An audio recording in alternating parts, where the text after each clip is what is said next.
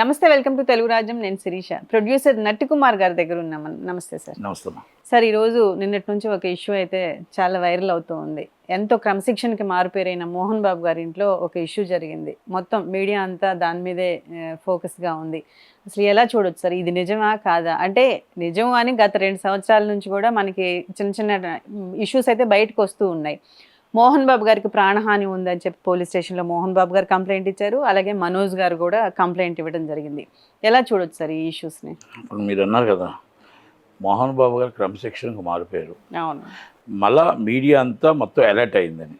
అంటే ఆయన ఒక సెలబ్రిటీ కాబట్టి ఆయన ఒక నిర్మమాటంగా ఏదైనా ఉంటే ముఖం మీద మాట్లాడతాడు కాబట్టి దానికి మీరు అందరూ మీడియా ఇప్పుడు సోషల్ మీడియా కొత్తగా వచ్చింది.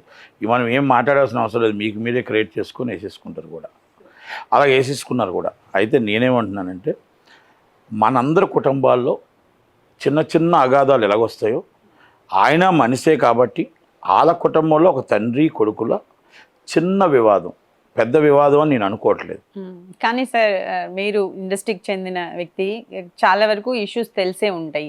కానీ బయటకు వస్తున్న ఇష్యూస్ ఏంటంటే సార్, ఏదైతే ప్రాపర్టీస్కి సంబంధించిన ఆస్తులకు సంబంధించిన విషయం ఏదైతే ఉందో ఎక్కువ భాగం విష్ణు గారికి వెళ్ళిపోతుంది. మనోజ్ గారికి ఆస్తుల్లో వాటా రావట్లేదు. దాని మీద వచ్చే ప్రాఫిట్స్తో విష్ణు గారు లాభపడుతున్నారు. మనోజ్ గారికి ఏమీ ₹1 కూడా ఇవ్వట్లేదు గత 10 సంవత్సరాల నుంచి కూడా అని చెప్పి ఆ విషయాలు మాట్లాడడానికి వెళ్తేనే మోహన్ బాబు గారు బౌన్సర్లతో కొట్టించారు అని చెప్పేసి తప్పుడు సమాచారం. ఆస్తుల్లో వివాదాలు లేవు, ఆస్తుల్లో గొడవలు లేవు. వాళ్ళు ఇప్పుడు ఎందుకంటే నేను ఇప్పుడు ఇక్కడ దీనికోసం ఎందుకు లోతుకి వెళ్ళట్లేదంటే వాళ్ళ కుటుంబంలో ఏం జరిగిందో ఏంటో ఇది వివాదం అనేది సద్దుమనగాలని అది మోహన్ బాబు గారే ఇద్దరు అందరినీ కూర్చోబెట్టి సెట్ చేసి ఇది ప్రాబ్లం సాల్వ్ చేయగలరని నాకు నమ్మకం ఉంది. రెండోది 35 సంవత్సరాలు మాకు ఆయనతో ఉన్న అనుబంధం కానీ దాసనారాయణ గారి దగ్గర కానీ ఆయన ఇంకొకరు వచ్చి పెద్ద మనిషిగా చెప్పించుకునేంత పరిస్థితులు ఆయన లేరు. కనుక ఆయనకు ఒక 50 సంవత్సరాల ఒక చరిత్ర ఉంది. ఆ చరిత్రలో ఒక నటుడుగా, ఒక విలన్గా, ఒక పార్లమెంటు సభ్యుడిగా, ఒక నిర్మాతగా, అలాగే ఒక పొలిటికల్ లీడర్గా ఎన్నో ఇంకా ఒక అవార్డు గ్రహీత ఎన్నో ఉన్నాయి. ఆయన దాంట్లో ఒక క్రమశిక్షణకి మారిపోయారు. అంటే నందమూరి తారక రామారావు గారి తర్వాత టైం టు టైము పర్ఫెక్ట్గా షూటింగ్ అంటే ఈ టైము ఎన్ని అయిందంటే ఆయన దగ్గరే. అది చాలామంది దగ్గర ఆయన దగ్గర నేర్చుకునేవి. ఇది దాసనారాయణరావు గారి శిష్యుడిగా, ఆయన గురువుగారి శిష్యుడిగా ఆయనకి ఆ పేరు ఉంది. మనం ఏమంటున్నామంటే అలాంటి మోహన్ బాబు గారి కుటుంబంలో చిన్న అగాధం వచ్చింది. అది కూడా ఎప్పుడు వచ్చిందంటే 50 సంవత్సరాలు నెక్స్ట్ ఇయర్ పూర్తి అవుతుంది. 50 సంవత్సరాలు ఇండస్ట్రీకి వచ్చి పూర్తి చేసుకుంటున్న సందర్భంగా ఇండస్ట్రీ నుంచి కానీ మొత్తం వాళ్ళ పిల్లలందరం కలిపి మనం ఘనంగా సత్కరించి బ్రహ్మాండంగా ఇండస్ట్రీకి వచ్చిన ఆయన డైలాగ్ కింగ్ మోహన్ బాబు గారికి ఒక సింహం, ఒక పులి అలాగే గర్జించుకుంటూ పిల్లలతో 3 స్తంభాలుగా వస్తూ ఉంటే మంచు విష్ణు గారు కానీ, లక్ష్మి గారు కానీ, మన మనోజ్ గారు కానీ వస్తూ ఉంటే ఒక గంభీరం, అంటే ఒక మొగటలేని మహారాజుగా వెళ్ళాడు. ఇప్పుడు దాకా వెళ్ళాడు. ఆ పేరు అలాగే ఉండాలి చిరస్థాయిగా. ఏ రోజు కూడా ఎవరికి కూడా ఆయన తల దించుకోకూడదు, తల ఉంచకూడదు అనేది ఆయన్ని అభిమానించే మేము కానీ చాలామంది, కొన్ని వేల మంది తరపు నుంచి అభిమానులందరికీ కూడా మా రిక్వెస్ట్, పిల్లలు చిన్న చిన్న అగాధాలు వస్తాయి. ఈ అగాధాలని 100% మనోజ్ బాబు చాలా మంచోడు, అలాగే విష్ణుబాబు చాలా మంచోడు, లక్ష్మి గారు అందరూ కూడా పిల్లలు రేపు 50 సంవత్సరాల ఫంక్షన్ మీరే ఇది మీ కుటుంబంలోని మీకు మీరే కూర్చొని సెట్ చేసి ఇది బయటికి రాకుండా ఇంకా ఈ ఇవాళ రేపు ఫుల్ స్టాప్ పెట్టి దాన్ని మీరు ఇండస్ట్రీ మొత్తం అందరికీ 50 సంవత్సరాల ఫంక్షన్ ఎలా చేద్దాం, ఇండస్ట్రీ అందరినీ కలుపుకొని ఎలాగెళ్దాం, ఇండస్ట్రీ నుంచి ఘనంగా బాగా బ్రహ్మాండంగా 50 సంవత్సరాలు ఆయన 50 సంవత్సరాల చరిత్రలో ఎన్ని కష్టపడ్డాడు, ఎలాగ వచ్చాడు, ఇండస్ట్రీ నుంచి ఏ విధంగా ఎదిగాడు, దాసనారాయణ గారి దగ్గరికి ఎలాగొచ్చాడు, ఒక స్వర్గం నరకం నుంచి ఎలాగొచ్చాడు, ఒక చరిత్రను తీసుకొద్దాం.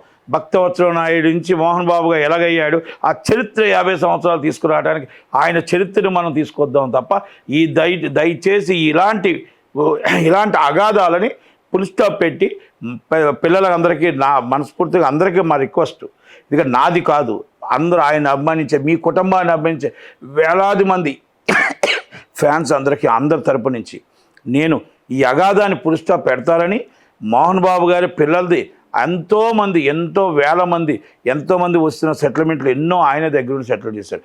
ఆయనకంటూ ఒక పెద్ద మనిషి అంటూ రావాలంటే దాసనారాయణ గారు తప్ప ఇంకెవరు రావడానికి లేదు. కానీ దాసనారాయణ గారు లేరు కాబట్టి ఆయనే సాటి, ఆయనే పెద్ద మనిషి.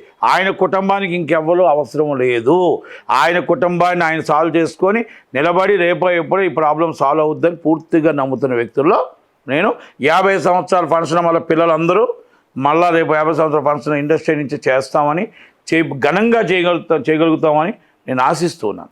ఎస్ సార్, అందరి అభిమానుల కోరిక అదే, ఇలాంటి పెద్దల కోరిక కూడా అదే. కానీ ఈ రోజు వస్తున్న సోషల్ మీడియాలో కానీ లేకపోతే బహిర్గతంగా ఒక లెటర్ రాశారు మోహన్ బాబు గారు. 75 సంవత్సరాల వయసు నాది, నా ఆస్తులకి రక్షణ లేదు, నాకు కూడా రక్షణ లేదు, రక్షణ కల్పించండి, నాకు పోలీసుల్ని పంపించండి అని పోలీస్ స్టేషన్లో ఒక ఫిర్యాదు చేయడం జరిగింది వాట్సాప్ ద్వారా.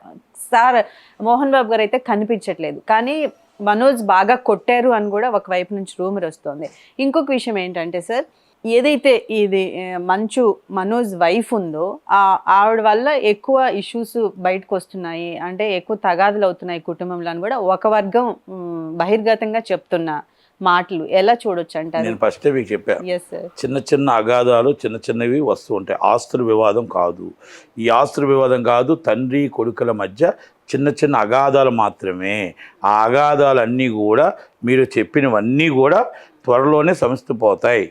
త్వరలోనే మీకు కరెక్ట్గా మోహన్ బాబు గారే ప్రెస్ మీట్ పెట్టి ప్రెస్ నోట్ రిలీజ్ చేస్తారు.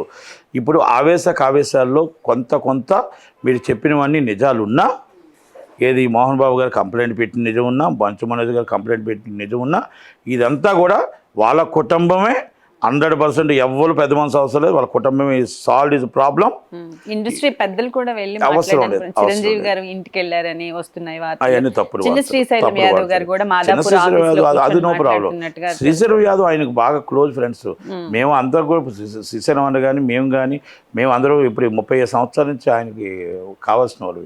శ్రీశైలం అన్న ఇప్పటి గురించి శ్రీశైలం అన్న, శ్రీహరి అన్న, అందరూ మోహన్ బాబు అన్న, చలసాని శ్రీనివాస్ యాదవ్ గారు, వీళ్ళంతా మోహన్ బాబు గారిని ఆఫీసులో ఉండేవారే. మనోజ్ గారి ప్రాబ్లం ఏంటి సార్ అసలు? ఆ ఇష్యూ ఎందుకు వచ్చింది? అందుకే నేను ఇప్పుడు ఏమంటానంటే, అంత దాకా మనం వెళ్ళకూడదు.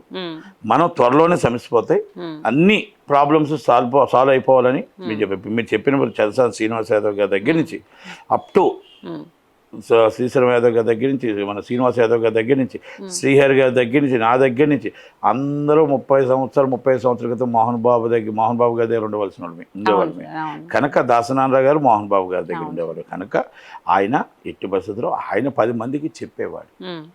చిన్న శ్రీశైలం యాదవ్ గారు ఆయన మనిషిగా ఆయనతో పాటు ఉన్న అనుబంధంతో వెళ్ళాడు తప్ప ఆయన సెటిల్ చేద్దామని వెళ్ళలేదు. అలాగే అందరూ కూడా ఆయన మనుషులకు 100% ఆయన సపోర్ట్గా ఉంటారు, దానికి ఇబ్బంది ఏం లేదు. కానీ ఒక్కటి మాత్రం వాస్తవం ఏంటంటే, కుటుంబానికి పెద్ద ఆయనే, ఇండస్ట్రీకి నిలబడింది. ఇది ఆల్రెడీ వస్తూ ఒక సింహంలాగా ఎప్పుడు కూడా గర్జిస్తూ వస్తాడు. ఆ సింహంలాగా గర్జిస్తూ వస్తే అలాగే ఉండాలా, ఆయన్ని మేము అలాగే చూడాలా. పిల్లలు కూడా ఆయన్ని అదే విధంగా చూసి ఈ ప్రాబ్లమ్ని సాల్వ్ చేస్తారని ఆశిస్తాం. ఇండస్ట్రీలో ఇంకా కొన్ని ఎలిగెంట్స్ కూడా ఉన్నాయి సార్. సౌందర్య గారి ప్రాపర్టీ కూడా మోహన్ బాబు గారు రాయించుకున్నారు అక్రమంగా, ఇది ఎంతవరకు తప్పు? ఆయన దగ్గరుండి సాల్వ్ చేశాడు. అది నాకు తెలిసిన మట్టుగా 27 years is బిఫోర్ ఆయన ప్రాపర్టీ మోహన్ బాబు గారు, పరిటాల రవి గారు ప్రాబ్లం సాల్వ్ చేశారు. ఓకే, సౌందర్య గారి ప్రాపర్టీ పరిటాల రవి గారు బిఫోర్ 96 అనుకుంటా, 96 or 97 ఆయన మోహన్ బాబు గారు, పరిటాల రవి గారు ప్రాబ్లం సాల్వ్ చేశారు. వాళ్ళ ప్రాపర్టీని కొంతమంది కబ్జా చేసినట్టున్నారు. అప్పుడు అది తప్పైంది, అది వాస్తవం. ఆయన ప్రాబ్లం సాల్వ్ చేసాడే తప్ప ఆమె హెల్ప్ చేశాడు, ఆయన హెల్ప్ చేశాడు, పరిటాల రవి గారు హెల్ప్ చేశారు. అది అందరికీ తెలుసు ఆ విషయం. మోహన్ బాబు గారు ఒక ఇంటర్వ్యూలో గతంలో మాట్లాడారు, అంటే తనకున్న ప్రాపర్టీస్లో ఆస్తులకు సంబంధించి ఎక్కువ ఆడపిల్లలకి ఇస్తాను అని, లక్ష్మి గారికి కావచ్చు లేదా విష్ణు గారి పిల్లలకి కావచ్చు. దానివల్ల ఇటువంటి వివాదాలు ఎక్కువ అవుతున్నాయి అనుకోవచ్చా? ఎందుకంటే లీస్ట్లో ఉంది మనోజ్ గారికి, మొన్ననే పాప పుట్టింది కాబట్టి, తను కూడా ఒక ఆడకూతురే కాబట్టి, మోహన్ బాబు గారి వాంఛ ఏదైతే ఆడపిల్లలకి ఎక్కువ ఇస్తాను అని చెప్పారో, వీళ్ళిద్దరికి ఎక్కువ భాగం వచ్చి ఆ పాపకు తక్కువ భాగం రావడం వల్లే ఇన్ని సమస్యలు మొదలవుతున్నాయి అనే. నేను మాట చెప్పమంటారా, ఆస్తి కోసం వ్యామోహం మనోజ్ బాబుకు లేదు. ఆస్తుల కోసం ఆస్తులు తీసుకొచ్చి పిల్లలకు తప్ప ఆయన ఇంకెవరికి ఇస్తాడు. Number 1.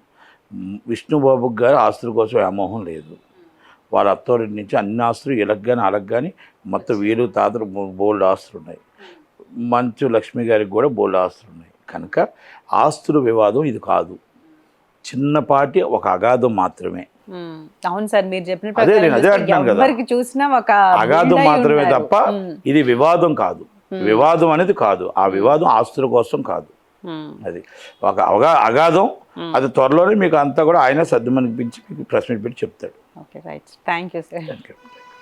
Please do subscribe to Telugu Rajyam channel. Please do subscribe to Telugu Rajyam channel. Please do subscribe to Telugu Rajyam channel. Hi అండి, నేను మీ ఆర్పీని, నెల్లూరు పెద్దారెడ్డి చేపల పులుసు ఓనర్ని. మీరు తెలుగు రాజ్యం అనే ఈ యూట్యూబ్ ఛానల్ సబ్స్క్రైబ్ చేసుకుని మంచి మంచి వీడియోలతో వస్తారు. Thank you so much. Hi people, I'm Sonakshi Verma and you please watch Telugu Rajyam and please subscribe to the channel.